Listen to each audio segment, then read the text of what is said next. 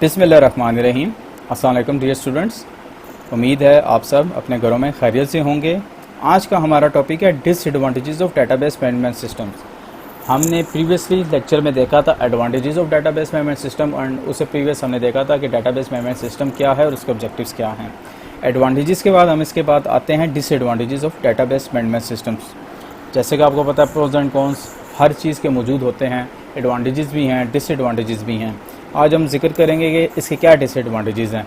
सबसे पहले cost of hardware and software. ये हमने पहले भी जिक्र किया था कि जो अगर लार्ज ऑर्गेनाइजेशन या मीडियम साइज ऑर्गेनाइजेशंस हैं उनके लिए रिकमेंडेड है डेटाबेस मैनेजमेंट सिस्टम। अगर स्मॉल साइज ऑर्गेनाइजेशंस हैं उनके लिए रिकमेंडेड नहीं है डेटाबेस मैनेजमेंट सिस्टम, क्योंकि उसमें cost, training, data conversion and different features आपको ऐड ऑन करने पड़ते हैं, जिससे फाइनेंशियल आपके पास जो सा एक लाइबिलिटी आ जाती है।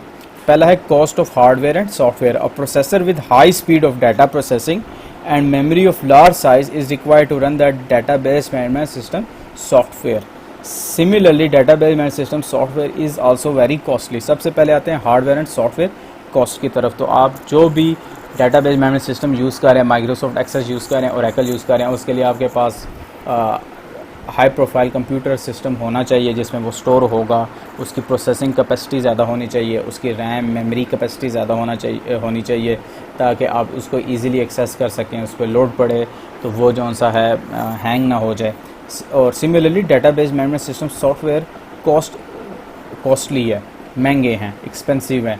आपको माइक्रोसॉफ्ट एक्सेस भी परचेज़ करना पड़ता है, आपको ओरेकल भी परचेज़ करना पड़ता है। कुछ फ्री वर्जन्स भी अवेलेबल होते हैं डिफरेंट डेटाबेस मैनेजमेंट सिस्टम्स के, लेकिन वो लिमिटेड अमाउंट में आपके पास अवेलेबल होते हैं, लेकिन उसको भी यूज़ किया जा सकता है। लेकिन अगर आप प्रोफेशनल या अच्छे डेटाबेस मैनेजमेंट सिस्टम यूज़ करना चाहेंगे वो कॉस्टली हैं, क्योंकि इसके लाइसेंसिंग की फ़ीस होती है।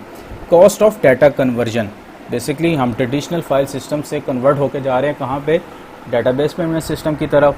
तो आपका जो डाटा आपने उसको कन्वर्ट करना है डेटाबेस मैनेजमेंट सिस्टम्स में, उसको वहाँ पे आपने कन्वर्ट करके स्टोर करना है डेटाबेस मैनेजमेंट सिस्टम में। When a traditional file system is replaced with a database system, the data stored into data file must be converted into database file. It is very difficult and costly method to convert data of data files into database. तो ये basically finance involve है इसमें। आपको अगर आपके पास expertise नहीं है, expert technical staff higher करना पड़ता है ताकि वो आपका डाटा जो ट्रेडिशनल फाइल सिस्टम में मौजूद है उसको वंस आप कन्वर्ट करके दें डेटाबेस फाइल्स में। नेक्स्ट इसका डिसएडवांटेजेस है cost of staff training. Because organisation में फेमिलियर नहीं होते डेटाबेस मैनेजमेंट सिस्टम से, तो उनको ट्रेनिंग प्रोवाइड करनी पड़ती है। ट्रेनिंग प्रोवाइड करेंगे तो उसके लिए आपके टाइम भी रिक्वायर्ड होगा और फाइनेंसिस, पैसे भी चाहिए होंगे।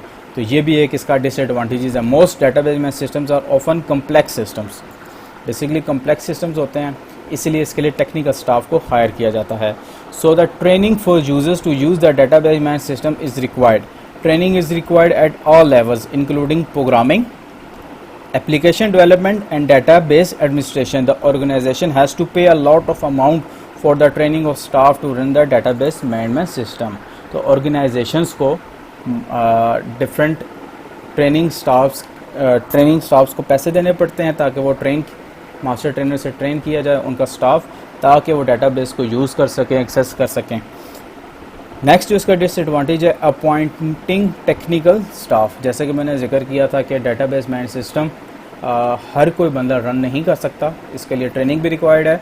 इसके लिए टेक्निकल स्टाफ, जैसे हमने पहले जिक्र किया था लास्ट सेक्शन में, DBA डेटाबेस एडमिनिस्ट्रेटर, जो डेटाबेस को कंट्रोल एंड मैनेज करेगा, तो उनको हमने हायर करना है। हायरिंग करेंगे, उनकी सैलरी पे करेंगे, तो ये भी एक ऑर्गेनाइजेशन पे फाइनेंस इंक्लूड हो जाता है। लेकिन जो लार्ज ऑर्गेनाइजेशंस हैं वो सब इनको इनकॉर्पोरेट कर लेती हैं, और इनके मोस्टली क्योंकि एडवांटेजेस ज़्यादा हैं डेटाबेस मैनेजमेंट सिस्टम्स के, तो फिर डेटाबेस मैनेजमेंट सिस्टम को ही वो ऑप्ट करती हैं। The train technical person such as database administrator and application programmers etc. are required to manage the database management systems. The organization has to pay a large amount of salaries to the technical staff. Therefore, the system cost increase. तो इससे cost increase हो सकती है। तो यही जो हम देख रहे हैं अभी तक जितने भी डिसएडवांटेज हैं, इसमें cost एक बहुत important factor है। तो टेक्निकल स्टाफ आप भी जब डेटाबेस सीख जाएंगे कि डेटाबेस कैसे मैनेज की जाती है, एक्सेस की जाती है, स्टोर की जाती है, डेटाबेस को कैसे बनाया जाता है, तो आप भी फिर ये इन पोजीशंस के लिए एलिजिबल हो जाएंगे। नेक्स्ट जो इसका डिसएडवांटेज है वो है database damage. In most of the organisation all data is integrated into a single database, जैसे कि उसका बैकअप ना हो, एक ही जगह पे स्टोर कर दिया हो database. If database is damage due to power failure और database is corrupted on the storage media then valuable data may be lost forever. मैंने पहले इसके एडवांटेज में जो हमने जिक्र किया था डेटाबेस बैकअप एंड रिकवरी, अगर हम वो फीचर ऑफ ना करें, हमारा इंपॉर्टेंट डाटा मौजूद था, एक ही जगह पे मौजूद है, हमने उसका कोई बैकअप नहीं लिया हुआ, तो कोई नेचुरल हैज़र्ड, कोई कुदरती आफात, सैलाब, ज़िलज़ला, बिजली का शॉर्टफॉल या शॉर्ट सर्किट होना किसी भी तरीके से, या फिर हार्ड डिस्क जिसमें डाटा स्टोर है वो करप्ट हो जाए, तो आपका इंपॉर्टेंट डाटा लॉस हो सकता है। तो आपने इसका जो एडवांटेज था उसको यूज़ करते हुए हम इसको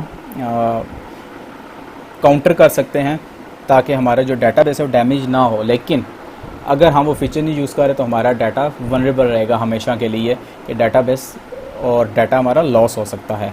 last point, last disadvantage of database management system is need of a data dictionary. Basically database administrators helpful होती है उनके लिए ये डाटा डिक्शनरी। आज एक अपॉइंट हुआ ऑर्गेनाइजेशन में, कल वो किसी और जगह पे मूव हो जाए डेटाबेस एडमिनिस्ट्रेटर, तो जो नेक्स्ट आने वाला है उसको डेटाबेस समझने में टाइम लग जाएगा। लेकिन डेटाबेस एडमिनिस्ट्रेटर अगर डाटा डिक्शनरी को मेंटेन करता रहेगा टाइमली, तो फिर जो सा उसको उस डेटाबेस को समझने में इतना टाइम नहीं लगेगा, उसको पास ऑन किया जा सकता है। तो नीड ऑफ डाटा डिक्शनरी जो सा ये इससे एक डिसएडवांटेज है। In database management system data dictionary is required to share data between application systems and for many other purposes. So data dictionary must be installed and the internal contents of the company database must be documented in a consistent manner। consistently उसको update करते रहें database data dictionary को। It is useful tool but it is also expensive, time taking है, expensive है, expertise चाहिए होती हैं, तो ये भी इसमें एक्सपेंस इन्वॉल्व है। तो मैंने जो ज़्यादातर आपको जो इसके डिसएडवांटेजेस बताए हैं, इसमें हमारे पास बेसिकली क्या आ रहे हैं, कॉस्ट इन्वॉल्व है, cost of data hardware and software, cost of data conversion, cost of staff training, appointment of technical staff, इसमें भी कॉस्ट इन्वॉल्व है, हमने उनकी सैलरीज पे करनी है। डाटाबेस अगर डैमेज हो जाएगा, अगर हम बैकअप को नहीं यूज़ करें, तो इसमें भी कॉस्ट, अगर हम बैकअप लेते हैं तो कॉस्टली हो सकता है, कुछ फ्री फीचर्स भी मौजूद होते हैं। और डाटा डिक्शनरी, इसमें भी कॉस्ट इन्वॉल्व है क्योंकि टाइम टेकिंग भी है। तो ये थे हमारे पास disadvantages of database management system. Hopefully आप सबको क्लियर हो गए होंगे। Until next time, Allah Hafiz।